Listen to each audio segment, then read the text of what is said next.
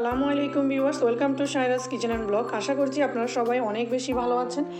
আজকে আমি আপনাদের সাথে তৈরি করে দেখাবো চট্টগ্রামের ট্রেডিশনাল আর জনপ্রিয় একটা রেসিপি। আজকে রেসিপি হচ্ছে সিক্রেট মশলায় তৈরি মেজবানি মাংস। অথেন্টিক মেজবানে অনেক মানুষের খাবার একসাথে রান্না করা হয়, আর একদমই ফ্রেশ মাংস আর সিক্রেট কিছু মশলা দিয়ে এই রান্নাটি করা হয় বলে স্বাদটা অসাধারণ হয়। সো অথেন্টিক মেজবানের স্বাদটা আপনারা যেন ঘরে বসে পেতে পারেন, এই রেসিপিতে আমি সেটাই দেখানোর চেষ্টা করব। নর্মালি গরুর মাংস দিয়ে এই রেসিপিটি করা হয়, আপনারা চাইলে খাসির মাংস দিয়েও এই রেসিপিটি করতে পারেন। রেসিপিতে গরুর সব অংশের মাংস, হাড়, চর্বি, ফুসফুস, কলিজা ইত্যাদি ব্যবহার করা হয়। সো আজকে আমি এখানে হাড়, চর্বি, কলিজা, ফুসফুস সহ মিক্স মাংস দিয়ে এই মেজবানি মাংস রেসিপিটি তৈরি করব। আশা করছি আপনাদের কাছে খুবই ভালো লাগবে। চলুন তাহলে রেসিপিটি শুরু করা যাক। মাংসগুলোকে পছন্দ মতো সাইজ করে কেটে পরিষ্কার পানি দিয়ে ধুয়ে নিব। মাংসটা পরিষ্কার করে ধুয়ে পানিটা ঝরিয়ে নিব। যেই পাত্রে মাংসটা রান্না করব ওই পাত্রে মাংসটা ট্রান্সফার করে নিয়ে নিব। এখানে আমি 10 কেজির মতো মিক্স ফ্রেশ মাংস ব্যবহার করেছি, তাই 1.5 কেজির মতো পেঁয়াজ কুচি অ্যাড করে দিব। 10 কেজি মাংসের 1.5 কেজি পেঁয়াজ কুচি দিয়ে দিয়েছি। রসুন বাটা দিয়ে দিব 5 টেবিল চামচের মতো। আপনারাও বাটা মশলা ব্যবহার করার চেষ্টা করবেন, এতে মাংসের টেস্টটা খুবই ভালো আসে। আদা বাটা দিয়ে দিব 3 টেবিল চামচ। হলুদের গুঁড়া দিয়ে দিব 5 চা চামচের মতো। হাটাজারির মিষ্টি মরিচের গুঁড়া দিব 4 চা চামচ। এই মরিচের গুঁড়াটা লাল হয়ে থাকে, ঝালের পরিমাণটা খুবই কম হয়। ধনিয়ার গুঁড়া দিয়ে দিব 5 চা চামচ। জিরার গুঁড়া দিয়ে দিব 2 টেবিল চামচ।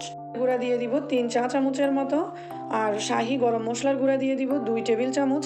এই গরম মশলার রেসিপিটি আমার ইউটিউব চ্যানেল এবং ফেসবুক পেজে আপলোড করা হয়েছে। 20টি মশলার পারফেক্ট কম্বিনেশনে আমি এই গরম মশলার রেসিপিটি তৈরি করেছি। এই মশলা দিয়ে মাংস রিলেটেড সকল রান্না করতে পারবেন। এই ভিডিওর ডেসক্রিপশানে গরম মশলার রেসিপিটি আমি দিয়ে দিব, আপনারা চাইলে দেখে নিতে পারেন। ইঞ্চি সাইজের 6 টুকরো দারচিনি দিব, 15 থেকে 20টা এলাচ, 10 থেকে 15টা লবঙ্গ, স্বাদ লবণটা হাতে রেখে দিতে হবে, টেস্ট করে লাগলে পরে আরেকটু অ্যাড করা যাবে। সরিষার তেল দিয়ে দিব পরিমাণ মতো। এখানে আমি 2 কাপের মতো সরিষার তেল অ্যাড করেছি। তেজপাতা দিয়ে দিব 5 থেকে 6টি। সব কিছুকে সকল মশলা হাতের সাহায্যে মাংসের সাথে ভালোভাবে মেখে মিক্স করে নিতে হবে উপর থেকে নিচে। এই কাজটা একটু সাবধানে করতে হবে, কারণ হাড্ডি সাথে লেগে হাত কেটে যেতে পারে। এখানে আমি আরও 3টি মশলা উপাদান অ্যাড করেছিলাম, এটি স্কিপ হয়ে গিয়েছে। সরিষা বাটা দিয়েছি 1 টেবিল চামচ, বাদাম বাটা দিয়েছি 2 টেবিল চামচ, পোস্ত বাটা 1 টেবিল চামচ, মৌরি বা মিষ্টি জিরা বাটা দিয়ে দিব 2 চা চামচ। হাত ধুয়ে 1 কাপ পরিমাণ মতো পানি দিয়ে দিব। ঢাকনা দিয়ে ঢেকে মাংসটা সিদ্ধ হওয়ার আগ পর্যন্ত রান্না করে নিব। এখানে আর কোনো পানি আমি অ্যাড করিনি। মাংসে বলক আসতে আসতে যথেষ্ট পরিমাণে পানি বের হবে, এই পানিতেই মাংসটা সিদ্ধ হয়ে যাবে। আর কোনো বাড়তি পানি দেওয়ার দরকার নাই।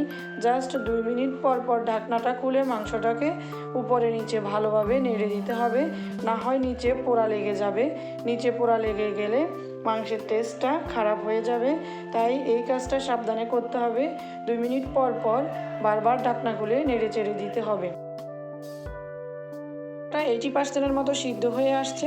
এই পর্যায়ে আমি 1.5 কাপ পরিমাণ পেঁয়াজ বেরেস্তা ব্যবহার করেছি। বেরেস্তার শটটা আমি স্কিপ করে গিয়েছি, বাদ পড়ে যাওয়ায় আপনাদেরকে দেখানো সম্ভব হয়নি।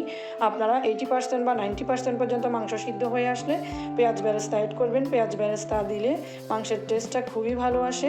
1 চা চামচ পরিমাণ গরম মশলার গুঁড়া দিয়ে ঢাকনা দিয়ে ঢেকে চুলাটা বন্ধ করে দিয়ে চুলার উপর রেখে দিবেন মাংসটা 15 মিনিটের মতো।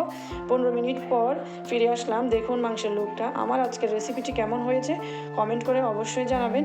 আপনারা এই ঈদে একবার হলেও এভাবে মেজবানি মাংস রান্না করে দেখবেন। অথেন্টিক মেজবানি মাংসের টেস্টটা আপনারা পাবেন। রেসিপিটি ভালো লাগলে আমার চ্যানেলটি সাবস্ক্রাইব করুন, আর ফেসবুক পেজ থেকে হলে ফেসবুক পেজটি ফলো করুন। যারা অলরেডি সাবস্ক্রাইব এবং ফলো করেছেন তাদের সবাইকে অসংখ্য ধন্যবাদ। সবাই অনেক বেশি ভালো থাকবেন। আল্লাহ হাফেজ।